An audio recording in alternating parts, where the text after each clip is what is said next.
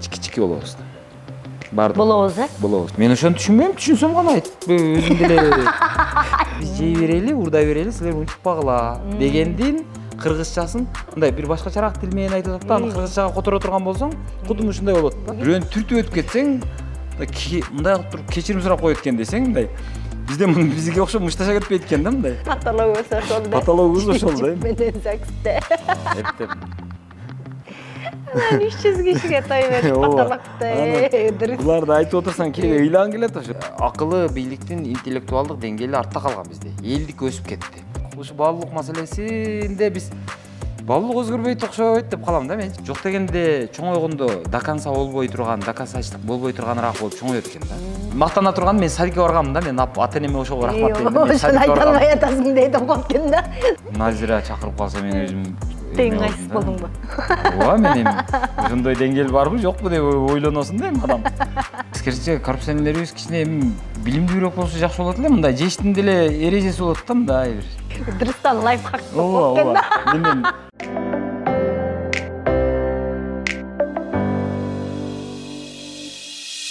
Нуртелек курулуш компаниясы алгачкы төлөмү жок. 24 ай пайызсыз бөлүп төлөө мүмкүнчүлүгүнө ээсиз. Нуртелек курулуш компаниясы менен бирге келечекти куруңуз.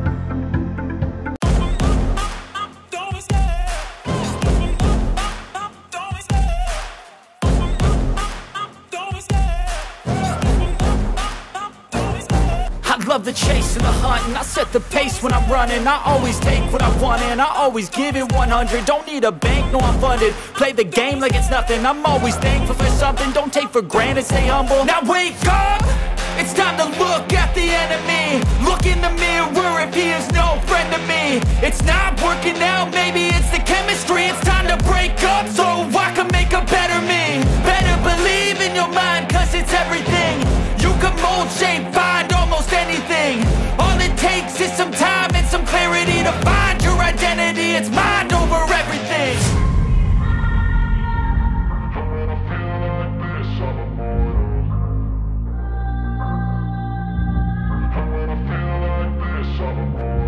Саламатсыздарбы, урматтуу YouTube каналымдын көрүүчүлөрү. Бүгүн биздин мейманда дагы ары кызыктуу мейманыбыз бар. Ыдырыс Исахов, журналист, блогер. Саламатсызбы? Саламатсызбы. Журналистсизби көбүрөөк, блогерсизби көбүрөөк? Блогермин го дейм. Блогерлик кандай, жактыбы анан? Блогерликтин эркиндиги жакты мага. Эми мисалы эң эркин маалымат каражаты деп Кыргызстанда азаттык эсептелет да. Бирок азаттыктын дагы мындай өзүнүн рамкалары, өзүнүн мындай чектөөлөрү бар да. Сен өзүң оюң айтпа, өзүң пикириңди билдирбе деген сыяктуу. Анан андай азыр менин кожом жок да, ошол жагы жакшы. Жакшы экен. Эркиндик дайым жакшы. Бирок мындай бул көп эле нерселерди чукуп атпайсыңарбы? Анан ошол чуккан нерсенин артында дагы оңой олтоң иш жатпайт да, аякта дагы коркунуч бар дегендей. Жашооңузга болобу? Андан кооптонгон жоксузбу? Мен узунураак кылып айта берсем болор эле? Ооба да, ама 1 саатта карамагыз да. Менин чоң атам бар. Азыр жашы 98-де, 24-жылкы. Анан мурда жаш кезинде шахтада иштеген, Кызылкаяда, жана Кулатов иштеген шахтада. Анан ошондо иштеп жүргөндө көмүр басып калып, мөрү сынып калган. Анда өлбөй калган. Андан кийин согушка барган. Экинчи дүйнөлүк согушка. Анан анда айтат да, ушул баратканда эле ушу согушка жетпей эле ушу эшелондо кетип атканда эле бомбалоо башталган дейт. Ошондо бир жерге жата калсам, анан алдыма бомба түшүптүр дейт, мындай пугасный деген бомба экен дейт. Мындай кучактай болгон ушундай. Анан ошол жарылбай калган дейт да, жарылса мени таппай эле, эч жерим калбайт эле дейт да, чачып салмак дейт да. Ошондо бир жолу аман калгам дейт. Кийин бир жолу сууга жөнөтүшкөн дейт. Жөнөтүп атканда мени мындай ортодо дарыя, нар жагынан немистер карап турат, бул жагынан биз аларды карап, ушу сууга бири-бирибизди жолотпойбуз дейт. Ошентип атсак, бирөө мени сууга барып суу алып кел деп жөнөтүп атат дейт. Челекти берип. Анан мен баратсам, командирим көрүп калып, муну калтырып башканы жөнөт деген дейт да, көрсө, мен дейт ошол маалда баягы ага чейин баягы даярдык көргөзөт го, ошол маалда мен ушу баягы атып аткан маалда артыман таптап, будущий наводчик деп койгон эле дейт. Фамилиямды сурап дейт. Аны көрсө эстеп калган окшойт дейт. Анан мындай жакшы жоокерин мындай жөн эле салып бергиси келбедиби деп, анан ошондо берки балдар кеткен балдар, менин ордума кеткен балдар кайтпай калган дейт да. Анан атам өзү ошондо калып калгам дейт. Ошондо кетсем анда деле кайтпасам керек эле дейт. Андан кийин бир ошого окшогон эпизоддор көп да атамдын. Дагы айтчы анан бир жолу эме болгон дейт. Баягы засада деп коет го. Немистер келет экен, душмандар деп, анан бир жерге ушул кечинде келет экен деп, анан маалымат бар экен дейт. Анан токойдун бети кар дейт, ушундай. Кардын бетине ошо окоп жасап алып, токойдун ичинде жатканбыз дейт, түнү. Баягы буктурмага. Таң атканча күттүк, баягы немистер келген жок дейт да. Анан эрте менен турсак, баягы эрте менен таң атканда уже балдар бардыгы болбой калган дейт. Бардыгын сүйрөп алып чыгып кетишти дейт. Көрсө бардыгын буттарын үшү уруп, капкара болуп күйүп, шишип, баягы өтүгүнө батпай калган дейт да. Атам ошол эми баягы айылдын баласы болгон үчүн тыңыраак окшойт да. Анан элге окшоп баягы бир кабат эмес, 2 кабат баягы пайто оройт экен. Анан ошодонбу дейт, мен деле бутум үшүгөн дейт, бирок мага эми ошо бармагымдын башына эми карарып баштаган экен эле дейт. Барып ошо өтүктөрүбүздү кесип эле дарылаган, анан ошодон бери бутум оорубайт. Орустун доктуру жакшы болот деп азыркы чейин уктайт. Анан ошол киши айтат да, атам 40 жыл кыргын болсо, беажал чымын өлбөйт деп коет да. Анан мен деле ошентип эле жүрөм, эми адамдар эми бардыгыбыз пендебиз, анан тирүү жамбыз дегендей. Авария болуп деле өлүп атат, отравление болуп деле өлүп атат, эми кырсыктап деле өлүп атат, эми бир оору бирдеме болуп калып атат, эми антип эми өлүмдөн коркуп эми жашай берем, эми эртеби кечпи бара турган жерге эми корккондон эми каяка барабыз эми. Акыры бирөө бирдемени айтыш керек да эми. Баягыда Улан Эгизбаев бар эмес беле? Экөөбүз кесиптеш элек, сырдаш элек. Эми анын атын айтып, азыр ошонун аты менен мындай упай топтогонго аракет кылгысы келгендер бар. Мен ушу жөнүндө көп айтчу эмесмин. Бирок азыр бир жолку сөзүбүздү айтып берейин. Мен үйүмдө отурабыз. Анан мен айтып калдым да, ошондо бир жолу мындай болгон, бир окуя болгон. Мына эменин медакадемиянын ректору өзүнүн биринчи аялдан болгон кызын бюджетке, бул баягы багар көрөрү жок, аябай ушундай бир бечара деп, алыстан келген, аймактан келген деп, анан бюджетке кабыл алыптыр да кызынчы. Анан ошону биз чукулап чыгып атпайбызбы? Чукулап чыксак баягы аял аябай каргап шилеп бизди. Ушинтип салганда анан мен ойлогом да, мен чындап эле мындай жаман адам окшойм, мен жаман иш кылып атат окшойм депчи. Деп анан Улан келгенде Уландан сурап атам да, Улан, сен мындай жүрөгүң оорубайбы кээде ушундай болуп? Мен мисалы кече ушуну айткандан кийин аябай мен ушундай жаман болдум десем, Улан айтат да, Ыдырыс ака, эми акыры бирөө айтыш керек да. Сиз айтпасаңыз, мен айтпасам, анда ким бирөө акыры бирөө айтыш керек да ошого окшогон. Ал туура эмес да чындап эле депчи. Анан ошол сөз Улан өзү менен жаш болчу, бирок ошого окшогон аргументтери аябай күчтүү болчу да. Анан ошол эме кылганда мынтип акыры бирөө айтыш керек депчи. Ошосуңар мен мага аябай эме болгон ошолчу. Ышык болгон да мындай. Мен демек мен айтышым керек экен депчи. Раз мен колуман айтыш гана келе турган болсо, анда айтышым керек деп жүрөм ошол. Жакшы, аба ошол нерселерди айтып атканда мындай абийир менен эсептешүү кажет бекен же түз эле танкадай кириш керек экенби маселеге?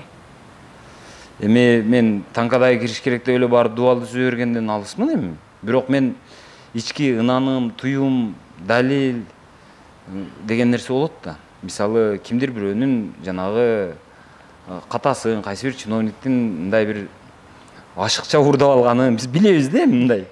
Анан эми ага ушул мындай бастырып эле түз эле кирип барыш керек го дейм. Бул каяктан алдыңыз бул акчаны? Кантип депчи мындай акчанын бул теги каякта депчи. Атасы ким ал акчаңыздын, бабасы ким деп мындай түз эле суроо бериш керек го дейм. Эми аны айланчыктап анан кийин абийир деп, эми алар да абийир болбосо анан мен де кантип анан абийир болот, абийир каяктан бүтөт дебейсиңби? Ооба да. Абийир дагы эми абийирдүүгө абийир, анан баягы айтат го, эмне дейт, жанагы керкейгенге керкейгим деген сыяктуу сөз да эми. Анан эми алар уялбаса, анан кийин биз уялып, ал уурдап алыптыр. Кой ага теңелбей коелу деп отура берсең, анда жыргабайбы анда бардыгы? Ыдырыс байке, мисал үчүнчү, жана айттыңыз го, биз эми билебиз да депчи. Журналисттер чын эле көп нерсени билебиз, туябыз, угабыз, ошолордун арасында жүрөбүз.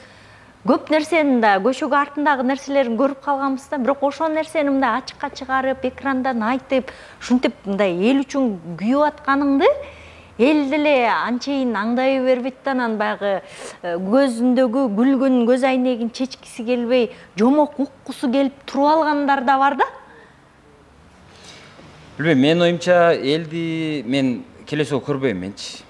Көрүп атабы ошол чындыкты эл? Эл чындыкты көрүп атат, бирок эл унутчакыраак болот экен да, мен ушул жагына өкүнүп кетем да. Анан кээде жакшы сөзгө же болбосо кээде баягы мындай арзан сезимдер болот, баягы жердешчилик, тууган, уруу деген сыяктуу. Анан ошого окшогон, мисалы классташ, жердешпиз го, классташпыз го, кой эми деп, мисалы бирөө камалып калса, бир чиновник камалса, кой ошолор менен куда элек барбады деп айтпасын, барып коелучу деп анан митингине чыгып коюшат го. Көз көргөз коюн. Көз көргөз коеюн депчи. Анан ошол эми. Ошондой жакта отурабыз дейсизби? Эми кандай десем? Деңизчи. Бул эми сурооңду унутуп калдым уже. Жок, эл унутчак келет дедиңиз. Эл чындап эле унутчак келет экен дагы. Анан ошентип кээде көңүл үчүн да барып кое берет экен да. Анан барса бийлик бечара ишенет экен да, кээдечи ушунча тарапташы бар экен да. Анан башкалар дагы көрсө, булар жолду бөгөп салышыптыр, тигиндей экен, мындай экен деп. Кээ бир накта кызылдай ушу кызарган жерди кырып жеген коррупционерлерге дагы эл чыга берет го, мындай. Билесиң аны. Ал гыр жанагы эме да, кыпкызыл коррупционер да, аны билесиң да. Аны айылдагылар бизден жакшы билет да. Ал эч качан бизнес кылган эмес. Ал өмүр бою чиновник болгон, бирок аябай бай да. Чиновниктин айлыгы канча экенин биз билебиз. Анан бирок эле кой эми барып коелу деп, булар дагы барып кое беришет. Эми бизде өзү Кыргызстанда өзү жашоо имитация эле да. Мындай ушу имитация кылып эле, ушу болбогонду болгондой кылып, жокту бар кылып, анан кичинекейди чоң кылып, ушинтип көргөзүп жашап атабыз. Анан ошол жакта элге бир аз капа болуп кетем. Анан бирок мисалы менин айтканымды эл мага ишенип атат деп эле жүрөм. Мен коркконум ошол ишенимге мен доо кетирип албасам экен. Анан ошол ишенимди сындырып албасам экен, ошол иренжитип албасам экен элди деп. Мен ошол жоопкерчиликтен мындай корком. Ошону менен башкага жооп бербейин, өзүмө жооп берейин. Ошол өзүмө алганда мен өзүм ошодон коркуп жүрөм. Мен эл мага ишенет деп ойлойм. Мен деле элге ишенем мен. А мындай жалаң анча бар эми, алардын мотивтерин билем да мен. Ал кимдин тууганын жазып атат, кимдин жана колунда иштегендер, кимдин арзыматтары жазып атат. Кээде жазып калат да, ой, Ыдырыс сен батыш, агент, анан тиги бу деп анан жазып калышат го.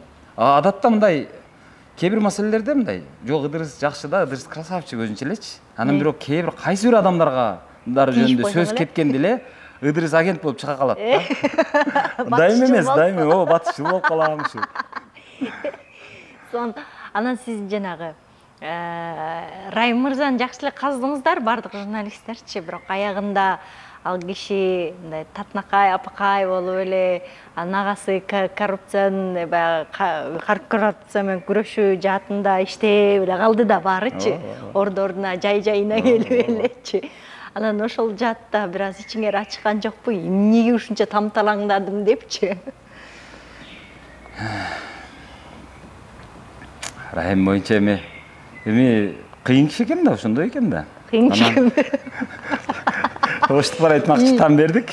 Там бердиңер.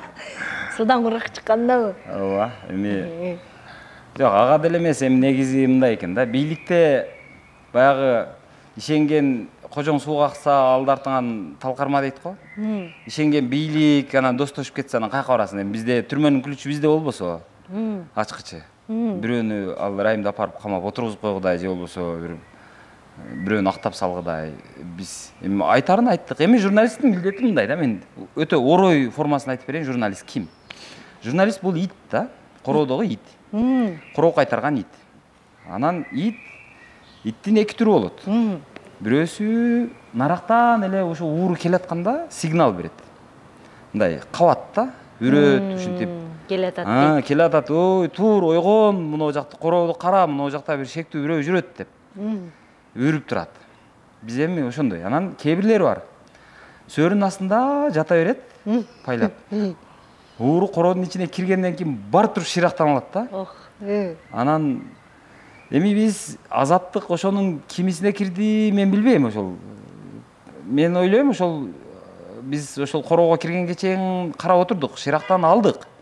Бирок алган менен эми ал тепкиленип нарак болуп атып, анан кожоюнубуз өзүбүз болушу, анан бизди башкача эле мындай, башкача чаппаса деле тур нары. Болду, бул жакшы экен, ой, кел, деп эле анан жүр чайга. Бул итте акылы жок, эси жок. Макулук дегендей болуп калды дейм, мен ушинтип салыштырам да. Сону салыштырдыңыз. Жакшы салыштырып алды, чай чалганы жакшы болду да. Ушинтип түшүндүрөт элем, мындай жөнөкөй айтканда ушундай да. Анан алар дагы айтып атпайбы, мындай уурлуктун мындай эмеси бар да, кээде мындай болот да. Эми ошол мындай айтасың да, сен мынау эмени биздин кечээ бир эмени айылдын жылкысын бир 5 бээни сен 2011-жылы сен айдап кеткенсиң деп айткан болушубуз мүмкүн да бизчи. Десек ал айтып атат да, жок, 2013-жылы эмес, 2021 эмес, 2012 алга урдаганмын, аны алып кеткенмин. Бирок аны айдап кеткен эмесмин, мен портерге жүктөп кеткен болчумун деп атат да. Болгону ошол эле. Анан элим баш айланып, ал жок, андай болбоп турго, айдап кетпептир го деп атат да. Портерге эле жүктөп турго деп. Ошондой нерселер, ошондой детальдар менен адамды манипуляция кылып элди чыкоомду алдап атышат да. Анан эл деле ушундай турбайбы? Ал айдап кеткен эмес турбайбы? Ал 2013-жылы болгон эмес турбайбы деген сыяктуу мындай кызыктай аргументтер менен алаксып атат да. Ал эми жөн эле мындай сүйлөшүп отурганда талашып, ой андай эмес, бул мындай эмес деп болуп, жок тигиндей дегенге эле мындай предмет болуп берип атат да. Сон экөөбүз баягы көлгө кетип атканда ушу сүйлөшүп калдык элек да. Мен жалаң эле жашоонун жаман жагын көрүп өткөм дегендей болчу. Азыр деле кандай болуп атат? Ушу көзүңүзгө эмнелер көрүнүп атат Кыргызстанда? Кыргызстанда эми кажаган жоксузбу, жалаң эле коррупцияны баягы каза берип, жалаң ошондой адамдар менен күрөшө берип. Жок, эми жашоо эми баягы биринчиден Кудай дүйнөнү көп түрдүү кылып жараткан да. Ар түрдүү кылып жараткан. Мисалы сизди башкача кылып, мени башкача, бул жигитти башкача кылып дегендей. Анан биздин кийген кийимдерибиз башкача, мүнөз башка, өң, түз, көз караштар башкача деген сыяктуу. Эми дүйнө ак менен карадан эле турбайт да. Анан мен эми эфирге ошону алып чыгып атам. Бирок мен мындай жакшы нерсени көрүп кубанып, жакшы экен деп деле жүрөм. Бирок эми анын баардыгын айтсаң Ыдырыс кошомат кыла баштаптыр дегендей деле болуп калат экен, анан коркуп калат экенсиң өзүң делечи. Ыдырысты ким сатып алып койду деп. Ушундай болот экен да. Анан ошон үчүн кайсы бир рамкага өзүңөн өзүң түшүп баштайт экенсиң анан. Адамчы. Анан экинчи жагы бар да. Мен ушу бирөөнү мактагандан же болбосо бирөөнүн жакшы кылган ишин мактап койгондон деле корком да. Себеби бул эмне максат менен кылды бул жакшылыкты депчи. Анан мактап койсоң, баягы бир 2 жылдан кийин кайра эле булгап алат да. Ошодон коркуп бул. Анан азыр мындай болуп калды Кыргызстанда, өлгөндү гана мактабасаң, өлгөнгө чейин мактабай туруп туруш керек болуп калды ушу. Чындап элечи. Ишенбей калдым да. Ага чейин жакшы болсо, аны жакшы экен деп коюп эле, ушул суктанып коюп эле жүрүшүм керек болуп калды. Ошентип эле жүрөм. Бирок жаманды айтыш керек, себеби жаман жоюлуш керек. Ушуну жаман кылыптын деп. Мисалы азыр мына Дасмиянын көрдүк азыр. Дасмия деп аты чыгып Кыргызстанга. Аты чыккан Дасмиянын туалеттерин көрдүм да азырчы. Эми аны деле айтыш керек да, бирөөчү келипчи. Мен эфиримде айтыш керек да. Аны баягы сенин дагы бир жакшы көргөн эмең, жанагы Эруланды чакырат элем ушу жерге келип мындай туалеттериңди карап кетсең болот экен депчи. Чындап эле мен чакырат элем анычы. Сон жанагы бул блогерлер болобу, журналисттер болобу, аябай кыйкырып, элдин камчысын чаап жүрүп элечи. Анан жогорку кеңешип саясатчы болуп кеткенден кийин эле анан жакшынакай болуп момоюп калып атышат да. Ошол жатта не дедиңиз я? мындай экен да, жанагы адамдар бири-бирин түшүнө баштайт экен да. Кайсы бир эмеге кирсе, мындай абалга кирсе, анан ошол абалдагы атмосфераны көрүп, андагы жагдайларды көрүп, анан түшүнүү менен кабыл алып, көрсө мунун артында мындай турбайбы, деп ушинтип калат экен да. Мен ошодон коркуп азыр. Ошолорду түшүнбөй эле коеюн, ошол жанагы аларды тааныбай эле коеюн, ошо жагдайлар менен, ошондогу абалдар менен, мисалы парламенттеги. Баягы биз билбеген жагдайлар бар да, көчөгө артындагы оюндар. Анан кимдин кызыкчылыгы эмне, кимдин артында эмне турат, ошонун баягы кайсы бир иштердин авторлору жөнүндө. Ошону билбей да коеюн, аралашпай да коеюн, ошону түшүнбөй да коеюн деп, ошолордон алыс эле болоюн деп, мисалы мен эмеге парламентке ошо сиз айткан депутаттардын катарына кирбейм, мен барган жокмун. Мен деле чакырышты. Анан мен барбадым ошогочу. Мен барбайм деп жүрөм го. Барбайм. Барбайм. Барып калдыңыз анан? Эмне болот? Барбайм мен, неге барам мен? Чында. Эле турушат. Чында. Барбайм деп анан барып калган кесиптештериңердин деле кичинекейче анча-мынча сындап коюп атасыңарбы иштерин? Мен азыр эми кандай десем, мен азыр саясий журналист эмесмин өзүмчү. Же саясий блогер эмесмин да. Барып, ак үйгө күн сайын ара күндө кирип, ат тизегин кургатпай жүргөндөргө кирбейм мен. Мен өмүрүмдө жанагы ак үйгө, ошо депутаттар отурган жерге 2 эле жолу кирдим. Анан сен жакшы көргөн сөз бар го, аура дегенчи. Ал жердин аурасы мага такыр жаккан жок. Ушундай эле бир, мындай бир салмак, ушундай эле бир коррупциянын ордосу сыяктуу эле сезилет ал жерде. Мындай баардык нерсе жасалма, баардыгы масканы кийип алып, кооз маскасын, галстугун тагынып алып, анан элдин алдында жакшынакай сөздөр сүйлөп, анан алар сүйлөгөндө кооз сүйлөө жагынан менден өтүп кетет, көздөн өтөт. Анан биз чай ичип калабыз да, бер жакта. Биздин баягы кооз сүйлөгөнүбүз баланын оюну болуп калат алардын алдында. Анан ошолорго аралашпайын эле деп, алыс эле өзүм тутайын деп мен барбай жүрөм. 2 жолу баргам, бир жолу бирөөдөн интервью алыш үчүн, дагы бир жолу эсимде жок эмнеге барганым, ошо 2 жолу тең интервьюга баргам го. Бирөөндө Зулпухаровдон, бирөөндө Ормонов деген 2 депутаттан интервью алган баргам. Башка бара элекмин ага. Эң жакын досторуңуз, туугандарыңыз деле коррупцияга малынып калса, ушинтип ачык атай аласызбы, чыгып? Же туугандар менен, достор менен эсептеш керек болуп калабы? Мен ошонун айынан көп досторум менен уруштум биринчиден. Анан туугандарым менен да уруша кеткен учурларым болуп атат, болгон. Анан мен азыр өзүмчө ойлоном да, мен Кудай берип, мен дагы жакшы, мен бай үй бүлөдөн болбой калган, чиновник үй бүлөсүнөн болбой калганымчы. Мен атам эски бухгалтер өзүчү. Анан ал киши өтүп кетти, каза болуп калды, маркум. Анан апам медсестра болуп жүргөн. Анан медсестралык менен бирге тамекичи болуп жүргөн. Мен тамекичинин баласымын мындай алганда. Анан азыр пенсияда. Анан 4 карындашым бар. 4-өө тең кадимки эле жанагы гастарбайтердин гастарбайтер үй бүлөдө жашашат мындай алганда. Бирөөсү Казакстанга барат, бирөөсү Россияга барат деген сыяктуу. Анан эң мындай бир тууган, эң жакын дегендеримден ушундай да. Ошо жагынан алганда мен кайсы бир деңгээлде мындай мынау тууганым мындай да, бул тууганымдын иши мындай да деп коркуп кала турган, ошо илинип кала турган жайым жок деп ойлойм да.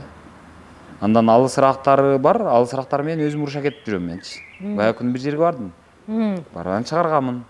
Көрсө менин бир абаларыбыз ошол тармакта иштейт экен. Сен ошол жерге барбай эле койсоң болбойбу дейт, чалып алып. Анан неге барбай коем ага десем, мен ошол жерде иштеп атпаймынбы, сен билесиң да. Иштесеңиз эмне болуптур? Деп анан аябай ушинтип эме кыла берди эле, уруша берди эле. Мен телефонду өчүрүп коюп кутулдум да. Анан кийин апама келип айтатмыш, балаңыз ушул жаман жолду тандап алды да депчи. Жаман бала болду. Ошентип жүрүшөт эми.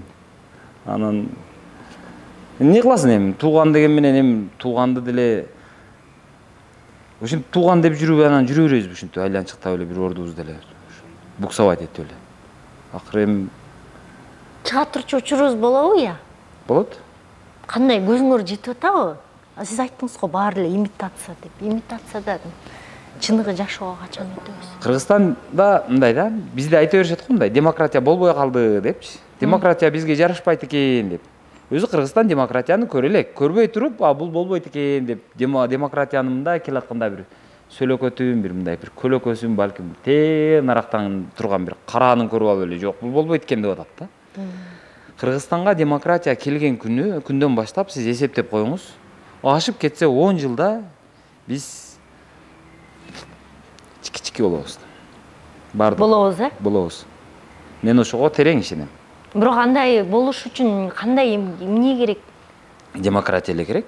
Анын үчүн эркиндик деген эмне экенин түшүнгөн.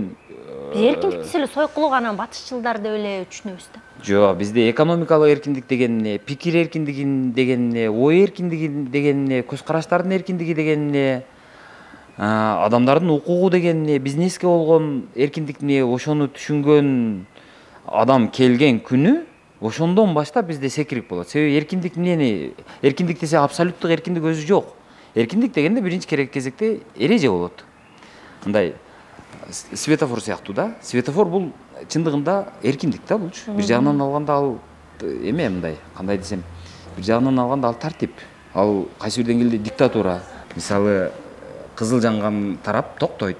Анан кийин сөзсүз түрдө жашыл жанган гана жүрөт. Анан кайра буларга кызыл жанганда булар токтоп, наркылар жүрөт, кезектешип жүрүшөт да. Аны буздуң дегичи ошол жерде авария болот да. А бизде светофор жок. Көп жерге коюлган эмес. Биздин саясатта ошондой. Светофорубуз жок. Биз мынтебиз да, светофор койдук дейбиз дагы, башында бирөө туруп алып, анан өзүнүкү келатса ушул жерде шашып жашыл жандыра коет да, ушу баса коет ушинтипчи. Анан беркилер жини келет да, же болбосо баягы биздин саясатты кадимки мынау жана Манас көчөсү бар го, президент жүргөн. Ошого эле окшотуш керек да. Президентке бүт артыкчылык берилет. Анан президент келаткан болсо, ГАИ чыгып алып, о светофор калып кетет мына жакта.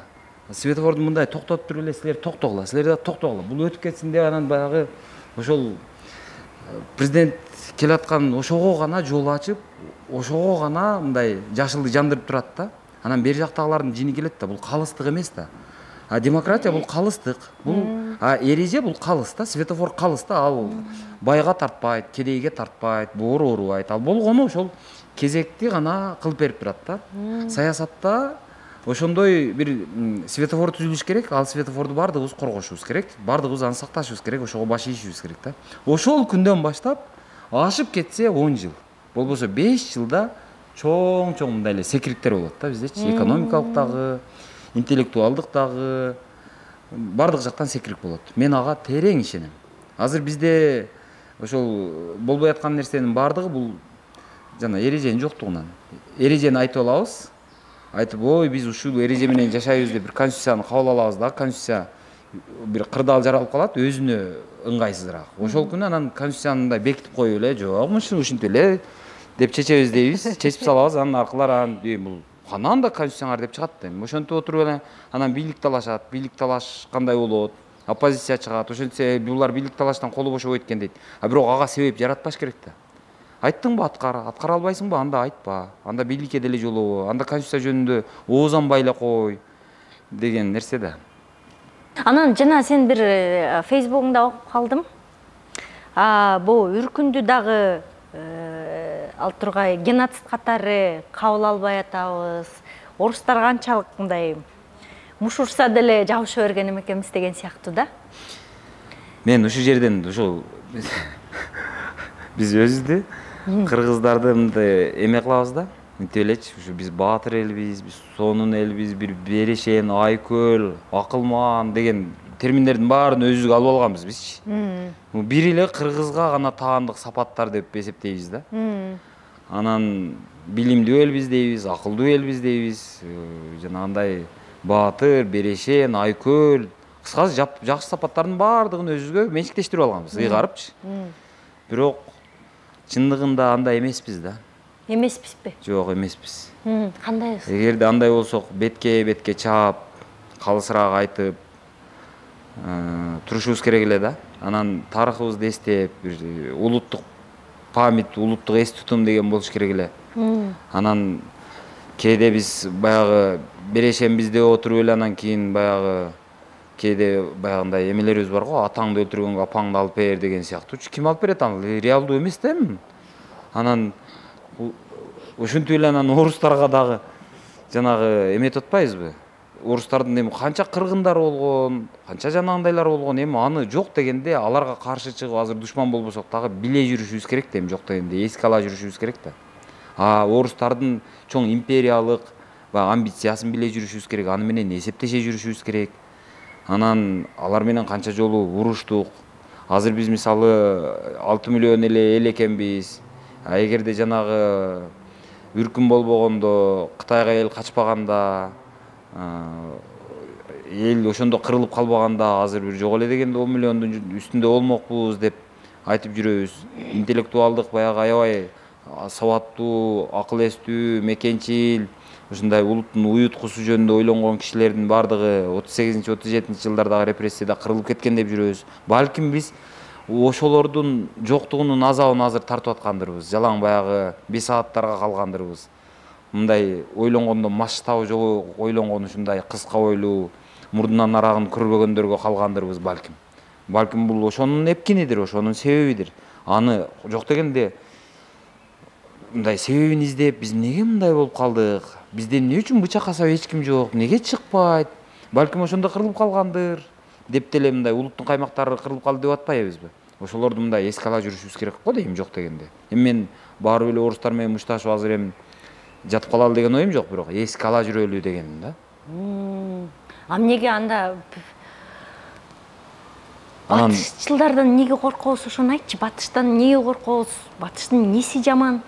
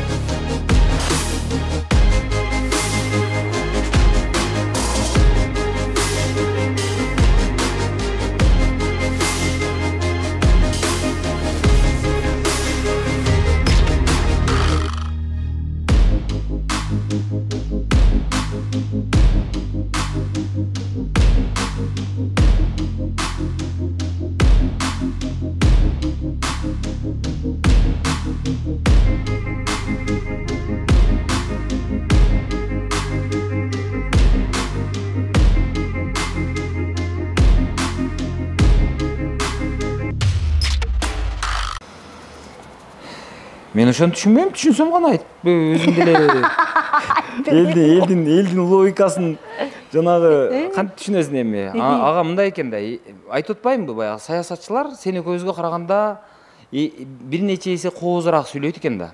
Биз мындай курук эле барып мынтип айтып бере турган болсок, алар мындай жерге дасторкон жасайт экен. Коюн соет экен, анан кийин ашын демдейт экен, аксакал, көк сакал, акылдуумун, кадырлуумун дегендин баардыгын чакырат экен, чакырып алып отуруп ошол жерден кадырлуу болуп мондай сценага чыгып алып анан айтат экен: "Ой, урматтуу туугандар, Кыргызстан аябай, мен бир жолу ошондой жыйынга катышып калгам да." Анан аксакалдар чакырып алып бир саясатчы аш берип атат, анан биз барып койгула, ушундай болуп атты деп мен жашмын анда барганмын. Бирок мен мындай паам салам да, отурсам баягы бир саясатчы чыкты, жаш саясатчы. Азыр ал түрмөгө түшүп, андан кийин азыр жок болуп кетти. Ошол элге чыгып алып акыл үйрөтүп атат. Африкада элдер ачка отурат, Афганистанда мындай болуп атат, биз Кыргызстан ушинтип жакшы жашап атабыз, ошого шүгүрдешибиз керек деп элди аябай манипуляция кылып атат. Ал Европада эл керемет жашап атат, биз ошого жетишибиз керек деген чакырыкты айтпай атат. Биз ушуга Кудайга шүгүр деп унчукпай отура бергиле деп атат. Биз жей берели, урдай берели, силер унчукпагыла дегендин кыргызчасын мындай бир башкачараак тил менен айтып атат да. Аны кыргызчага которо турган болсоң, кудум ушундай болот да. Биз жеп туралы, силер унчукпай отуруп тургула, сабыр кылгыла. Баягы Медведев айткан го. Эмне дейт баягы, акча жок, чыдагыла дегенчи. Ошол сыяктуу сөздү айтты да. Анан эл ошону унчукпай эле угуп отуруп, башын жешип, батасын берип кетишти ошону. Оматың берсин депчи. Дагы жей кой деп, ооба. Анан ошентип баягы саясатчыларыбыз элдин башын айлантып бүттү да. Батыш эле дейт. Батышта мисалы кече бирөө жазып атат, мен дагы Фейсбуктан окуп калдым. Эмеде баламды эшитип алып, көчөдө Англияда дейт. Англиянын көчөсүндө эми чоң мегаполис шаар да эми. Анан ошол жерде баратсам, бир полиция кызматкери алдыман чыгып анан мени менен саламдашып өттү дейт. Баягы полиция мусулман окшойт деп айтып атат. Анан ал мен деле ошону эме кылам да. Мисалы биз кыргыздар аябай биз маданияттуу элбиз дейбиз го. Бирок мен Кыргызстанда бир дагы дүкөнгө кирсең салам айтпайт, билесиңби ушуну? Мындай келиңиз деп койбойт да, келиңиз деп койбойт мындай. Анан баратсаң мисалы, рахмат, келип туруңуз деп койбойт мындай. Болбосо эки пакет колуңа араң мындай көтөрө турган ушу колуң кыйылып, пакетиң жарылып кете тургандай соода кылып чыксаң дагы, баратсаң келип туруңуз, рахмат соодаңызга деп койбойт да. Батышта ошол бар да. Биз жаман деген батышта ошол тарбия бар да, ошол маданият бар да. Эми жок эле деген мен бир эле нерсесин айттым. Анан мисалы мен Чехияны көрүп келдим. Чехияда мисалы көчөдө сигнал укпайсың. Көчө тып-тынч, шаарда машиналар жүрөт, бирок тып-тынч. Анан бир күн бирөө айтып коет, эл сигнал бербесе мен деле сигнал бербей жүрө берипмин депчи. Анан мен бир күн ойлоп койдум дейт, машинам сигнал бузук окшойт деп. Менде жок окшойт. Анан басып көрсөм бар экен. Мен 2 жыл машина минип мен билбепмин дейт. Көрсө ал жакта машинанын мындай сигналын баса бергендик бул сөгүнгөн менен барабар экен да. Кадимкидей. Анан эми ошол маданият эме эмне? Ошол мындай жакшы эме эмне? Анан мен ошо Чехияда жүрүп, анан келсем бир молдеке досум бар. Мындай оштуктарча ака дос деп коет, ака досум бар да. Кандай экен дейт. Деле анан мен айттым, ушу бешикке ушулар кирет окшойт, дагы эле биз кирбей калат окшойбуз дейм да. Десем эмне дейт. Деле мен айттым, алар дедим азыр уже бешикте жашап атат экен дедим. Мындай токойлору доступн экен, бардык жер айланасы токой экен, чөл дээрлик жок экен. Бизге токойго чыгам десең жаман кыйын го. Же жип машинаң болуш керек, же атың болуш керек, же жакшы формаң болуш керек. Анан андайың жок да.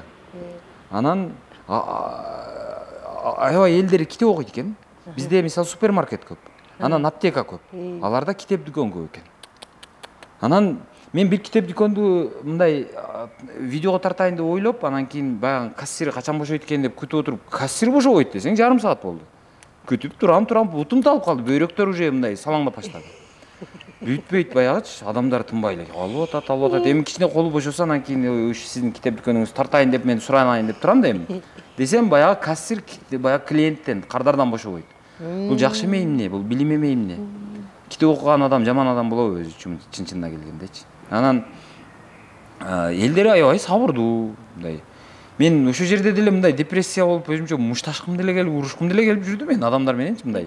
Бирөөнү түртүп өтүп кетсең, мындай кылып туруп кечирим сурап коет экен десең, мындай. Бизде бизге окшоп мушташа кетпейт экен да мындай. Чеширок киштели дебейт экен. Анан ошол эл кантип жаман болсун дейм да. Анан кийин патриоттук сезим, как будто ошо кыргыздар эле патриот, дүйнөнүн эли бардыгы эле бузулуп кеткендей сүйлөй беребиз да өзүчү. Ал жакта мындай жаштары бир күн эме кылыптыр. Бир аларда деле ушу биз жаман көргөн тендер аларда деле бар экен, ушу көйгөй аларда деле бар экен. Анан бир күн транспорт министрлиги экен, ушул тендер жарыялаптыр. Мен бир эле окуяны айтып берейин. Анан Чехияда тендер жарыялап, баягы чоң автобандар бар да, ошолорго камера коюп бересиң, камеранын жанагы штрафтарын жаза турган бир баягы тиркеме жазып бересиң деп айтишниктерге, бир IT компанияга тендерди уткузуп, анан акча бөлүп бериптир. Көп акча экен. Бөлүп берсе, аны угулуп калыптыр дагы жөнөкөй баягы жаш айтишник жөнөкөй жигиттерге. Анан алары бул эмнеге мынчалык көп, мындай болбош керек. Бул баягы тиркеменин баасы, себестоюмуз мынчалык эмес. Бул 100 эсе кымбат бааланыптыр деп. Анан бүтүндөй өлкөдөгү айтишник балдары, жаштары чогулуп бир түндүн ичинде баягы приложениени көптөп ашар кылып жазып, эртеси күнү эрте менен министрдин колуна апарып берип коюп атпайбы? Мына сенин приложениеңди биз бекерге кылып беребиз деп. Бул мекенчилдик эме эмне? Бир эле биз мекенчил болуп, башка элдер баардыгы капыр болуп кеткен, мындай эмес да. Анан алардын баары уже мындай безери болуп кеткен эмес да. Анан алар ошентип, уже бир күндүн ичинде алар ошол жана тиркемени жасап берип, министрди уят кылып, ошол жерде министри дагы авири бар экен, бизге окшоп танбай, жок, силер баягы эмнени билмек элеңер дебестен, баягы камчысын мойнуна алып, менден кетти риттик деп, ошол күнү отставкага кетип атат. ошол күнү тендер жокко чыгып атат. Эми бул мекенчилдик эме эмне? Биз баягы кыргыздар гана мекенчил, кыргыздар гана ушундай кыйын, ошулар гана акылдуу, анан башка элдердин баардыгы мекенин сүйбөгөн, ушундай мекенбезер, динбезер, ата-эне безер болуп кеткен деген ойду бизге сиңирип салган да. Андай эмес да. Аны дүйнөнү көрүш керек. Кээде мындай динчил мындай досторум, молдоке досторум менен да сүйлөшүп калам да, алар да айтышат да. Сен туура эле айтасың. Өзү негизи мындай жакшы билим алыш үчүн, өнөр алыш үчүн керек болсо Кытайга барып үйрөнүп кел деп мындай пайгамбарыбыз айткан дейт да. Биздикилер деле чыгыш керек да, саякатташ керек да, көздү ачышыбыз керек да. Мындай бир терезени ачып туруп, муну наракта кошуналар эмне кылып атыптыр деп мынтип карап көрүшүбүз керек да акырычы. Мындай көчөнүн артында эмне болуп атыптыр депчи. Ушинтпей эле анан кийин жок, бизде гана жакшы деп атабыз да азырчы. Туалетиң сасып жатат, анан бул жакта баягы жип менен ЗАГСка чыгып алып эле, о биз кыйынбыз дей берген эми. Ушундай эл болдук да эми. Патологубуз ошол да. Патологубуз ошол да эми. Жип менен ЗАГСте. Эптеп. Анан 300 кишиге той берип патологда. Дурус. Буларды айтып отурсаң кээде ыйлан келет ошол. Чындап элечи. Кандай деп ойлойсуң? Мен ойлой берем да, мисалы үчүн азыр улуу муундардын доору бүтүп, башкача ойлонгондордун доору бүтүп, жаңыча ойлонгондордун доору башталып атат.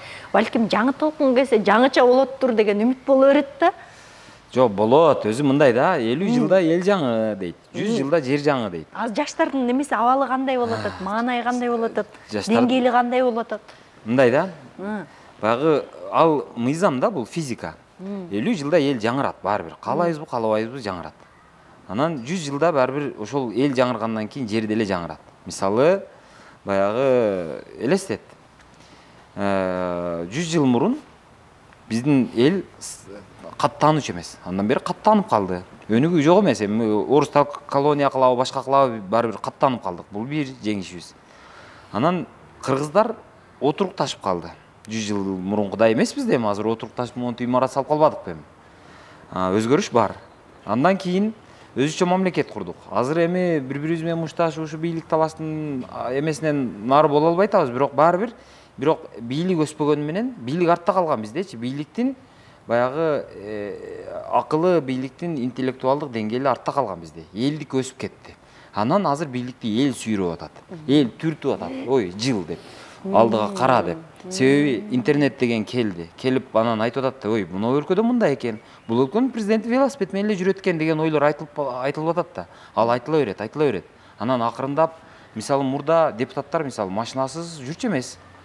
Баягы өзүнчө эле мындай бир сөөлөт болчу го. Азыр эми депутаттарыбыз биз менен эле барып, кадимки Ош базарды аралап калбады. Президент өзү баш болуп деле эме кылып калбады мындай. Анан монтип планшет көтөрүп калды президент. Эми ушинтип баары бир өзгөрө берет. Бирок эми жанагы баалуулук өзгөрөбү? Маселе ушунда да. Баалуулук жагынан алсаң, эл өзгөрө берет. Имараттар курула берет. Сулуу кыздар пайда боло берет. Төрөлө берет дегендейчи. Бирок баалуулукчу, ушу баалуулук маселесинде биз баалуулук өзгөрбөйт окшойт деп калам да менчи. Өзгөртүш үчүн ошо китеп окутушту, анан балдарды бала бакчага беришти, көбөйтүшүбүз керек го дейм да. Себеби мындай экен да, мен бала бакча жөнүндө бир окуя айтып берейин. Мен кээде биздин балдарды айтып калышат, ушу жаштар андай, жаштар мындай деп. Туура, жаштарыбыз жакшы өспөй атабыз. Бирок анын түпкү себебин издебей атабыз да. Мен бир окуяны айтып берейин. Мындай болуптур. Кыргызстандагы эң бай деген бир байкашымча бир 10дукка кирген, эң бай деген Кыргызстандагы 10 байдын бирөөсүн өзүнүн башынан өткөн окуясы. Ошол айтып атат. Мен дейт бир чет өлкөлүк таанышым бар эле дейт. Досум дейт. Анан аны менен сүйлөшөм дейт. Сүйлөшүп жүрүп анан ал айтат экен да, мындай кылсаң болот, тигиндей кылсаң болот. Мына жерге мындай эле бир мындай бир ушундай этно комплекс уюштурсаң, көп акча кетирбей эле мындай арзан эле кылып, мындай кылсаң мындай ийгилик болот, мындай кылсаң мындай болот, мынча кардар келет. Анан сен мынтип элге реклама кылсаң болот десе, жок, аны биздин эл түшүнбөйт дейт экен бул. Анан жок, сен мындай кылып көрсөң баштап десе, жок, бизге чет өлкөдөн эч ким келбейт дейт экен. Кыскасы бир дагы аргументин баягы чет өлкөлүк эми ак көңүлдөн айтып атыптыр да, мындай кылып бизнес кылсаң болот деп атса, эч аргументин кабыл албайт экен да.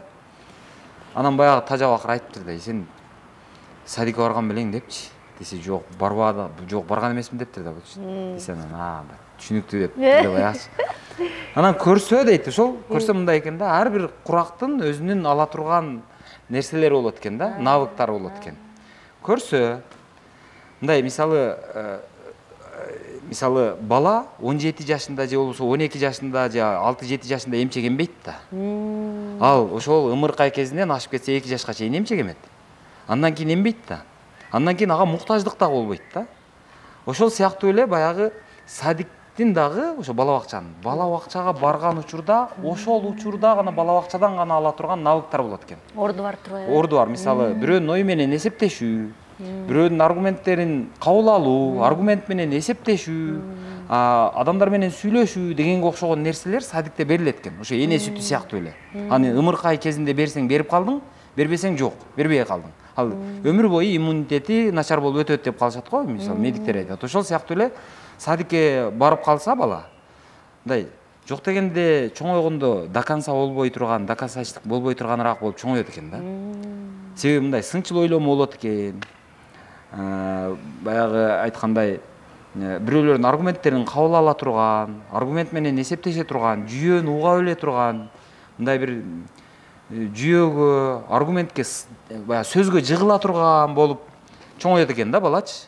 Анан бизде ошол жок болуп атпайбы? Көпчүлүгүбүз садикке барбай атпайбызбы? Анан ошо садикке барбаган балдардан анан биз баягы бир нерсени үмүт кылып атабыз да. Ал туура эмес да.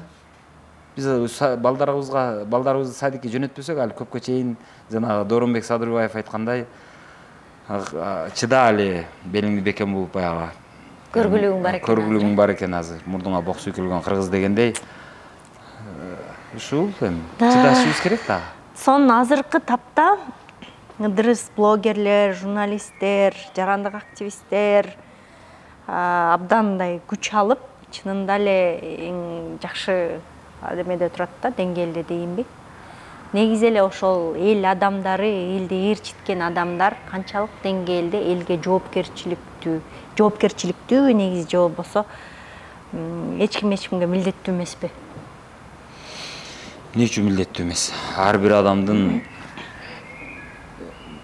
жок эле дегенде социалдык жоопкерчилиги бар да.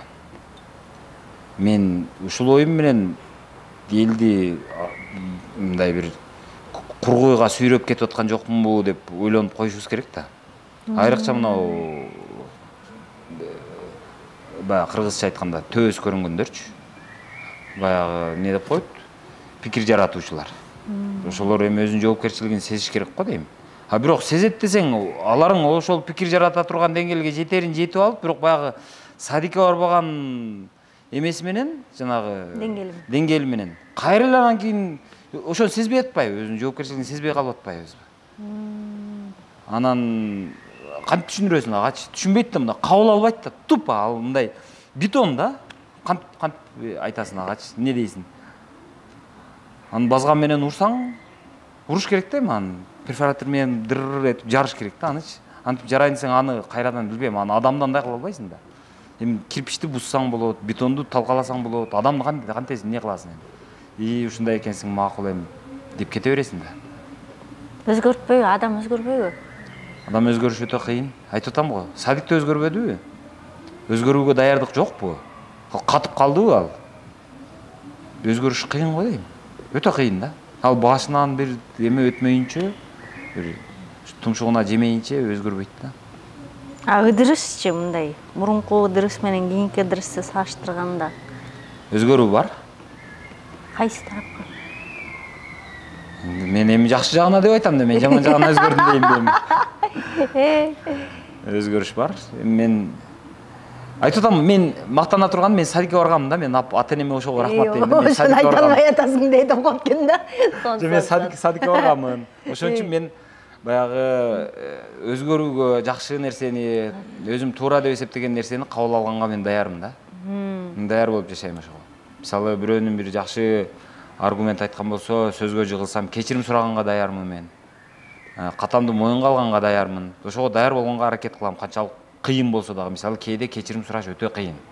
Мындай деп катаңды моюнга алыш кыйын го. Мындай эмоционалдык жактанчы. Бирок мен ошону жеңгенге аракет кылам да, мындай кечирип коюңуз, мен ошондо туура эмес кылыпмын деп кээде мисалы ошондойлорду жеке барып деле айтам. Кээде эл алдында эле ошол публично кечирим сураган учурларым болгон. Мен эми периште эмесмин да, мен деле ката кетирем. Анан ошол катаны ошол аргументтер менен эсептешем дагы. Эгер мен туура эмес экенин түшүнсөм, ынансам, анда мен кечирим сурайм. Мен даярмын ага. Үйдө жеңем менен Гермур айтышып кеткенде деле биринчи болуп кечирим сурайсызбы же күтөсүзбү? Ар жакты. Аны жеңеңден сураш керек. Мен арды мен айта беришим мүмкүн, анан ал да айтыш керек да мындай. Эки тараптуу болуш керек. Ал өзү айтыш керек да мындай. Бул ушундай, бул ит депчи. Негизи кандай деп ойлойсуз өзүңүз, мындай жакшы эле, дурус эле адам көрүнөсүзбү? Билбейм. Мен эмнеге мен сизди эфирге чакырсам мына ойлонуп атып, анан келдиңиз, мен ошого татыктуумунбу деп атып. Жо, мен чындап эле сен эми жалаң эле баягы телевизордон түшпөгөн жанагы жалаң галстук чандардан, анан мындай бир аттуу баштоолордан алып атсаң, анан мен көчөдө эле жүрсөм мынтип эле чаң кечип элечи, анан кийин Назира чакырып калса мен өзүм тең кайсыз болдуңбу? Ооба, мен эми ошондой деңгээл барбы, жокпу деп ойлоносун да эми адам. Мен барып алып анан өзүм уят болбоймбу, жанагы Назираны өзүн уят кылбаймбы, барып бирдемелер сүйлөп салып анан мындай эми жоопкерчиликтен баары корктум мен. Жок, мындай элдер комментарийлерден суранып атышты. Ыдырыс Исаковду да чакырып бериңизчи, оюн пикирин билгибиз келет деп. Бул элдин тандоосу. Демек, коомго, элге салым кошуп атканыңыздын бир көрсөткүчү десек болот. Анан ооба кайра эле Ыдырыс Исаков кайра эле Facebook менен YouTube'ду бербей аткан. Чакырып кош керек экен дедим да деп өткөндө. Бирок ойлоруңуз абдан сонун, Ыдырыс мырза. Сыйлайбыз, урматтайбыз. Анан ушу блогерлер, журналисттер, ар кимибиз өз чабытыбызда, өз дайрабызда бир нерсе кылган аракет кылып атабыз, бирок ошол нерсебизден, эмгегибиздин акыбети кайтып, чынында эле элди жакшы жакка үндөй алсак, чакырык жасай алсак, элди ойгото алсак, бул экөөбүздүн тең эң чоң жеңишибиз болот деп ойлойм. Сен аябай бул тарапта жакшы иш кылып атасың го дейм. Азыр мына кыздардын маселесин чыгарып атканың, акыры бирөө айтыш керек да. Анан мурда бир